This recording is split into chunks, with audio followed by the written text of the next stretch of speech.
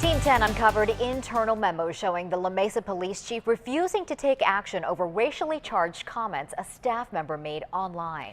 Investigator Melissa Mesa sat down with the NAACP, which now questions the culture of the police department. Michael Beaver was beaten to death outside a gas lamp restaurant in June. At the time, San Diego police wanted to question 4 people.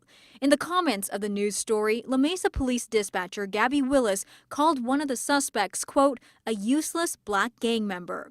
In this letter obtained by Team 10 from Police Chief Ed Aceves, he said the comments were made when the dispatcher was off duty and typically protected under the First Amendment. As a public employee for a police department, should they be held to a higher standard?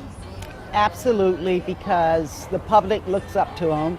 They are public servants, and their job is to protect and serve. Local NAACP President Lechala Wilson says Willis's comments can't be ignored. On a different 10 News story about former Clippers owner Donald Sterling, Willis wrote that blacks can say the most vile and disgusting things towards white people and themselves, and never a word is said.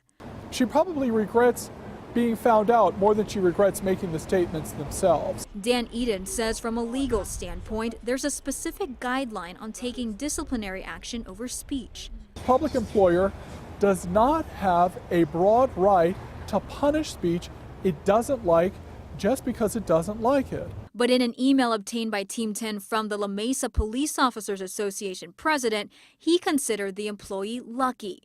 He said he was shocked but glad there was no internal investigation and that the chief was being very generous. Wilson said this shouldn't be the end of the story.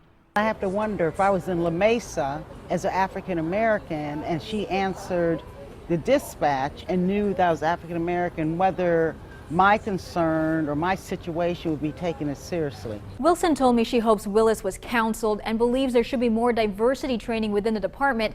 She's willing to sit down with the chief and staff. We reached out to La Mesa Police. They had no comment. Melissa Mesa, Team 10. This story is sparking conversation. If you'd like to comment, just go to facebook.com/ABC10 News.